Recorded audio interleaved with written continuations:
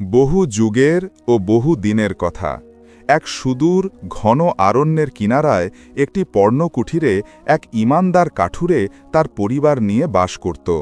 তার সংসারে তার প্রথম স্ত্রীর রেখে যাওয়া দুই নিষ্পাপ সন্তান, ছেলে আবদুল্লাহ ও মেয়ে হাবিবা ছিল তার চোখের মণি। আবদুল্লাহ ছিল বড় আর হাবিবা ছিল ছোট, কিন্তু দুর্ভাগ্যবশত তাদের সেই স্নেহময়ী জননী কিছুকাল আগে আল্লাহর ডাকে সাড়া দিয়েছিলেন। সেই একাকিত্ব ঘোচাতে কাঠুরে আবার বিবাহ বন্ধনে আবদ্ধ হল। কিন্তু তার দ্বিতীয় স্ত্রী, এই ছোট্ট আবদুল্লাহ ও হাবিবার সৎমা, তার আচরণের মতোই বিষাক্ত ছিল।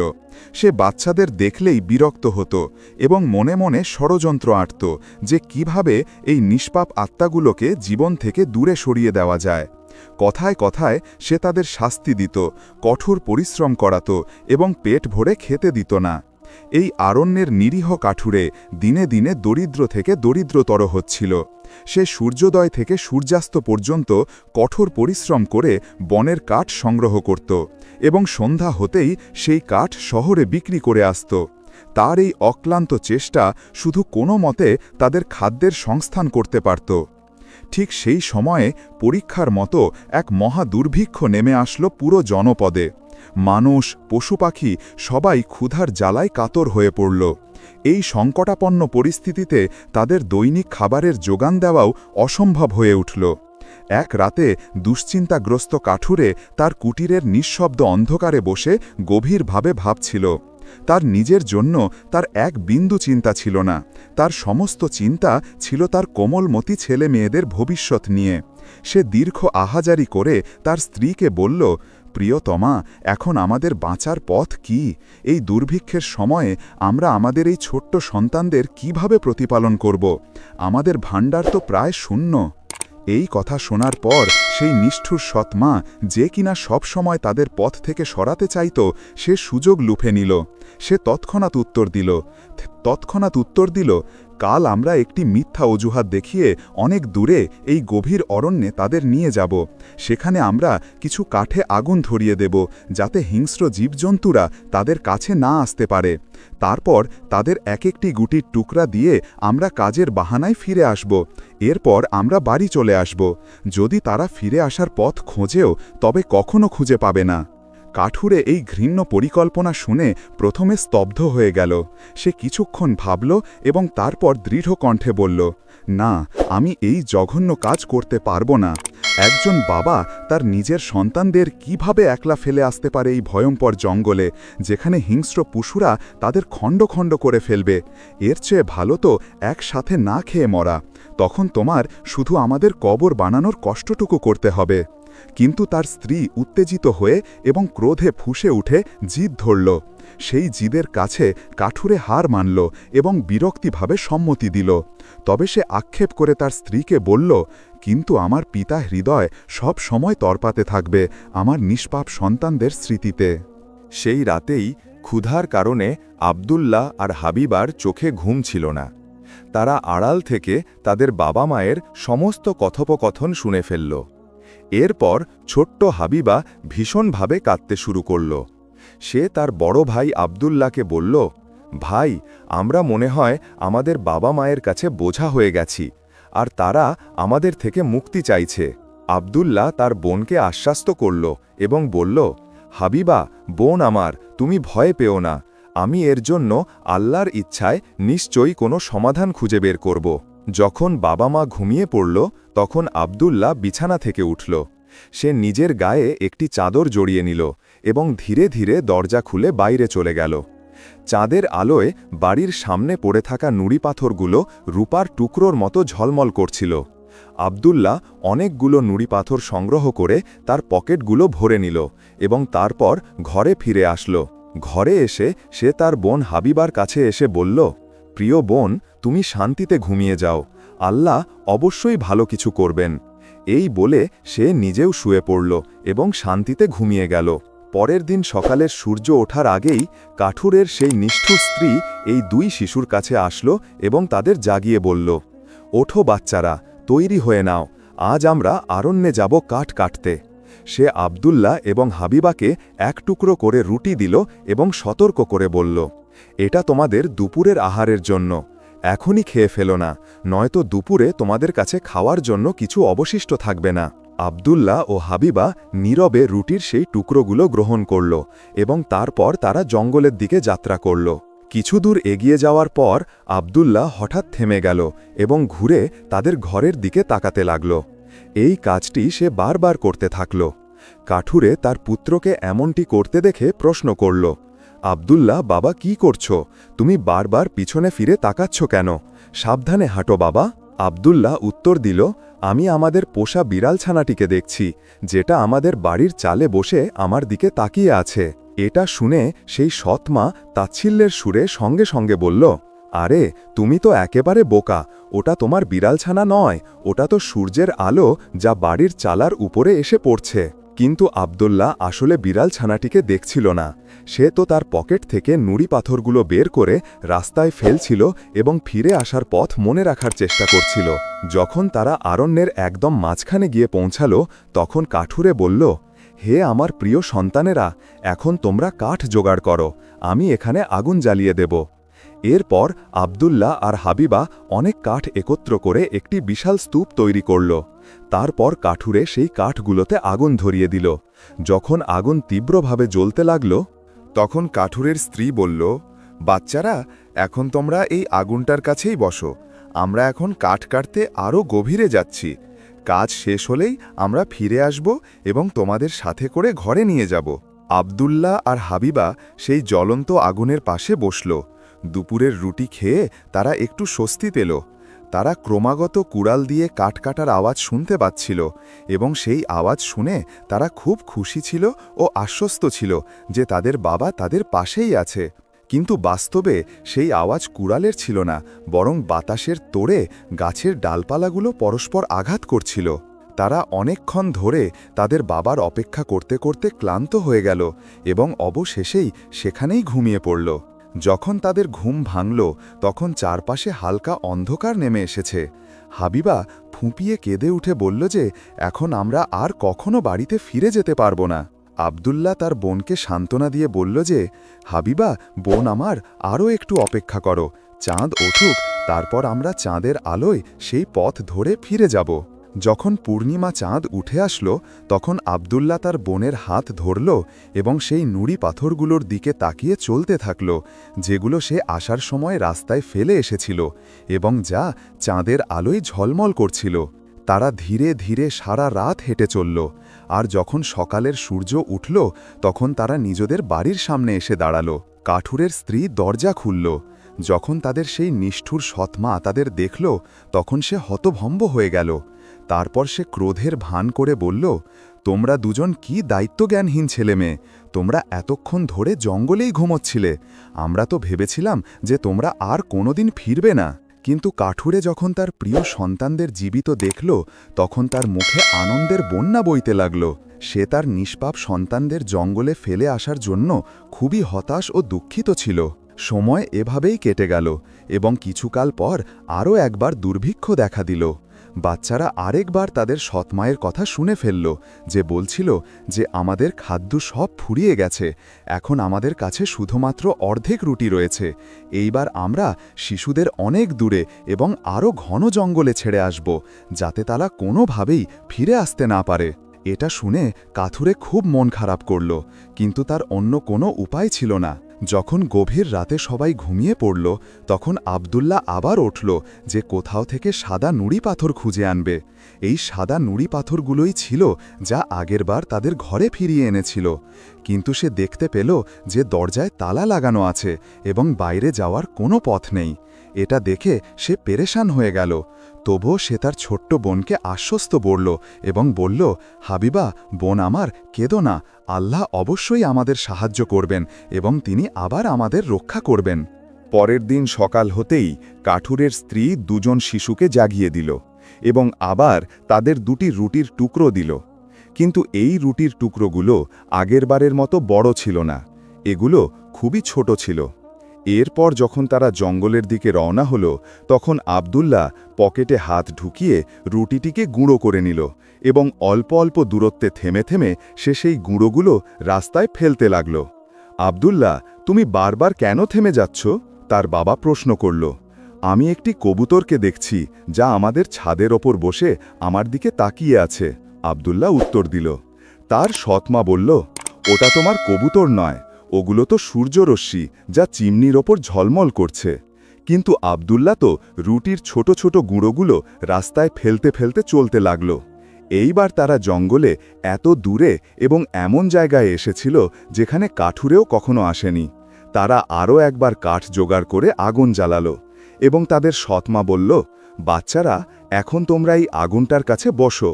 যদি তোমরা ক্লান্ত হয়ে যাও তো এখানেই ঘুমিয়ে পড়ো। আমরা কাঠ কাটতে জঙ্গলে যাচ্ছি। আমরা সন্ধ্যায় ফিরে আসব এবং তোমাদেরও সাথে করে নিয়ে যাব। দুপুর হতেই আব্দুল্লাহ তার রুটির 2টি টুকরো করল। একটি নিজে খেল এবং অন্যটি তার বোনকে দিল। আব্দুল্লাহ তার রুটির টুকরোগুলো তো আগেই ভেঙে রাস্তায় ফেলে দিয়ে এসেছিল, যাতে বাড়ির পথ খুঁজে বের করতে পারে। এরপর 2 ভাই বোন ঘুমিয়ে পড়ল। রাত হয়ে গেল, কিন্তু তাদের নিয়ে যাবার জন্য কেউ ফিরে আসলো না। যখন রাতের অন্ধকার পুরোপুরি ছড়িয়ে পড়ল, তখন আব্দুল্লাহ তার বোনকে সান্ত্বনা দিয়ে বলল, হাবিবা বোন আমার, চাঁদ উঠুক, অপেক্ষা করো। যখন চাঁদ উঠবে তখন আমি সেই রুটির টুকরোগুলো দেখতে পাব। যখন চাঁদ উঠল তখন তারা রুটির কোনো টুকরো দেখতে পেল না। আসলে সেই রুটির টুকরোগুলো পাখিরা তুলে নিয়ে গিয়েছিল। কিন্তু আব্দুল্লাহ তার বোনকে তবুও বলল, হাবিবা বোন আমার, চিন্তা করো না, আমরা রাস্তা খুঁজে নেব। এরপর তারা পুরো রাত এবং পরের পুরো দিন জঙ্গলে উদ্দেশ্যহীনভাবে ঘুরতে লাগল। কিন্তু তারা কোথাও থেকে জঙ্গল থেকে বেরোনোর রাস্তা পেল না। ক্ষুধা পিপাসায় তাদের খুব করুণ অবস্থা হয়েছিল। তারা কয়েকটি বুনো কুল ছাড়া কিছুই খায়নি। সেই বুনো কুলগুলোও তারা একটি কুল গাছের নিচ থেকে পেয়েছিল। ক্লান্ত হয়ে তারা একটি ঝোপের মধ্যে বসে পড়ল এবং বসতেই ঘুমিয়ে গেল। পরের দিন তাদের অবস্থা খুব খারাপ ছিল। তারা ভাবতে লাগল যে আজও যদি তারা খাবার জন্য কিছু না পায় তবে তারা ক্ষুধায় মারা যাবে।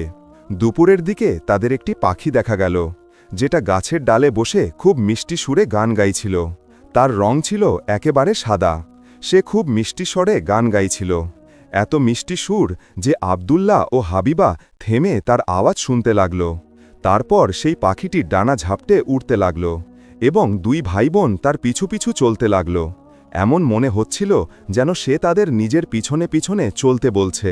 তারপর তারা চলতে চলতে একটি ছোট্ট বাড়ির কাছে পৌঁছালো। যখন তারা কাছে পৌঁছালো তখন তারা দেখে অবাক হয়ে গেল যে সেই বাড়িটি রুটি দিয়ে তৈরি করা হয়েছিল, কারণ তার ছাদও রুটি দিয়ে বানানো ছিল।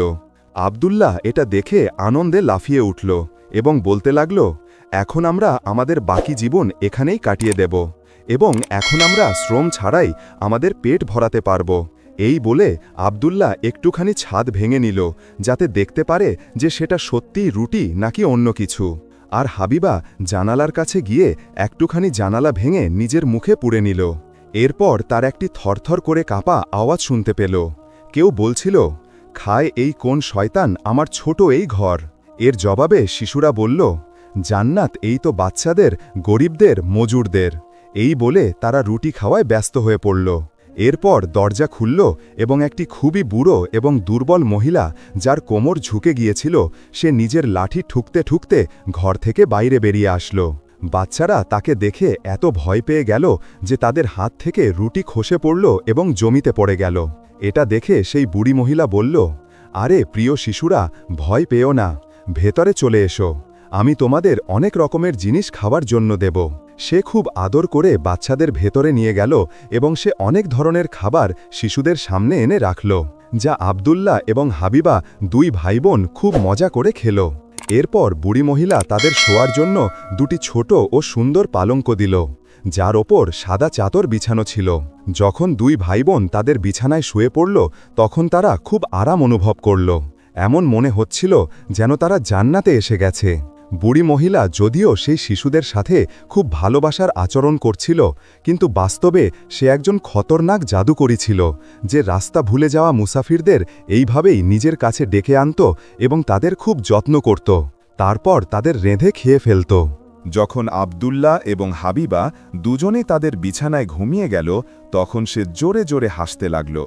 তার মুখে জল এসে গিয়েছিল এবং সে চুকচুক করে বলল, এখন এরা আমার হাতের মুঠোয়, এখন এরা কোথাও যেতে পারবে না। পরের দিন সকালের সময় বাচ্চারা ওঠেনি যে বুড়ি উঠে গেল। সে বাচ্চাদের দেখল, তারা তখনও ঘুমোচ্ছিল। ঘুমন্ত অবস্থায় সেই দুই ভাই বোনকে খুব মিষ্টি লাগছিল।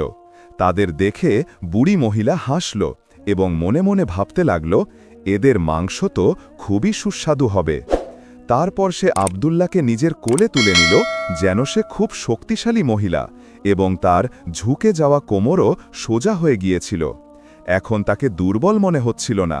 সে আব্দুল্লাহকে নিয়ে বাইরে আসলো এবং বাড়ির কাছেই একটি ঘরে নিয়ে গেল। সেই ঘরটি আসলে একটি খাঁচা ছিল। সে আব্দুল্লাহকে ভেতরে ঢুকিয়ে বাইরে থেকে খুঁটি লাগিয়ে দিল। সে যতই চিৎকার করুক, কিন্তু তার আওয়াজ সেখানে শোনার কেউ ছিল না। এখন বুড়ি মহিলা ঘরে ফিরে আসলো এবং হাবিবা তখনও ঘুমোচ্ছিল। সে এটা জানত না যে তার ভাই তার কাছে নেই। বুড়ি হাবিবাকে জোরে ঝাঁকুনি দিল। হাবিবা ভয় পেয়ে উঠে গেল। সে অবাক হয়ে বুড়ি মহিলার দিকে তাকাতে লাগল, যার চোখে ভালোবাসার বদলে রাগ ছিল। সে রাগে বলল, ওঠ অলস মেয়ে, চল জল নিয়ে আয় এবং তোর ভাইয়ের জন্য কিছু রান্না কর। যখন সে খেয়ে খুব মোটা হবে, তখন আমি তাকে খেয়ে ফেলব। হাবিবা যখন এটা শুনল, তখন সে চিৎকার করে করে কাঁদতে লাগল।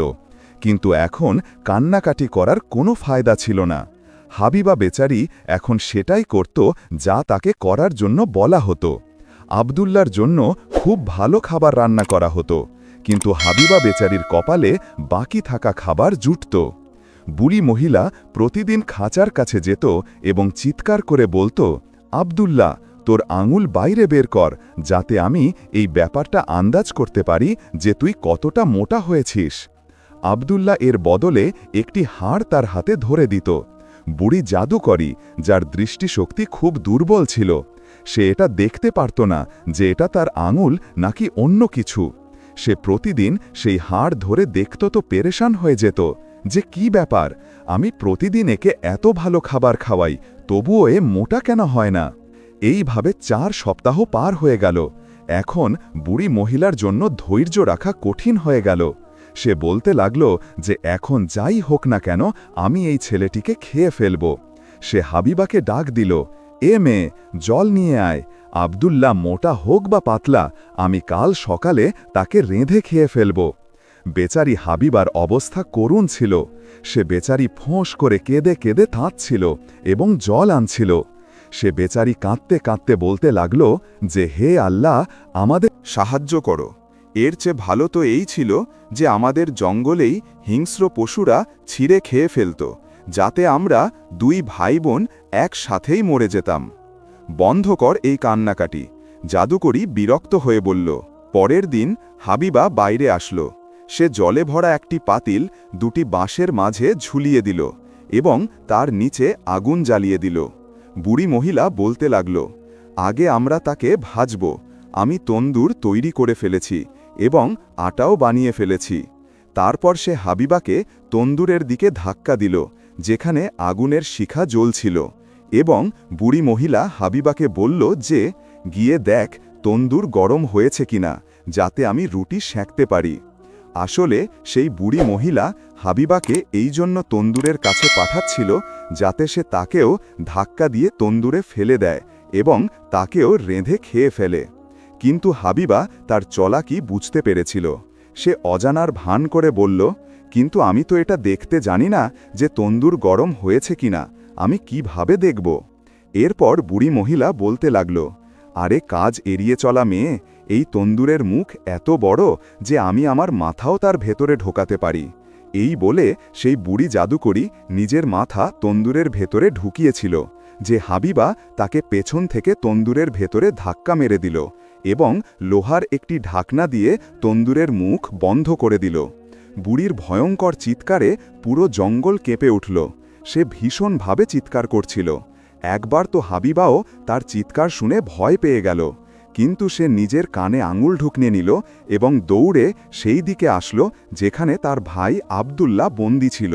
সে খাঁচার দরজা খুলল এবং চিৎকার করে বলল, আব্দুল্লাহ, আব্দুল্লাহ, আমরা মুক্ত হয়ে গেছি, বুড়ি মহিলা পুড়ে মরে গেছে। খাঁচার দরজা খুলতেই আব্দুল্লাহ এমনভাবে বাইরে আসলো যেন কোনো পাখি পিঞ্জরা থেকে বেরোচ্ছে।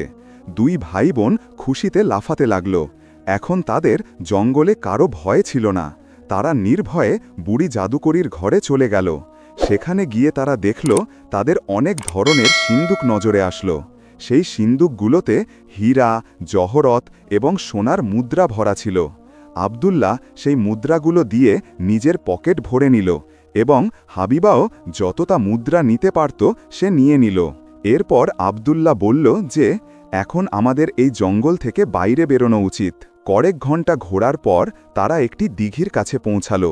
এখন আমরা এর ওপার কিভাবে যাব? আব্দুল্লাহ বলল। হাবিবা বলল, দেখো সামনে একটি খুব বড় উট পাখি দাঁড়িয়ে আছে। আমি তাকে বলছি যে সে যেন আমাদের সাহায্য করে। হাবিবা বলল, সে তার কাছে গেল এবং বলতে লাগল, প্রিয় উট পাখি, আমরা দুই ভাই বোন খুব পেরেশান হয়ে দাঁড়িয়ে আছি এবং আমরা আমাদের বাড়িতে ফিরে যেতে চাই। এরপর উট পাখি তাদের কাছে আসলো। আব্দুল্লাহ উট পাখির ওপর চেপে বসল।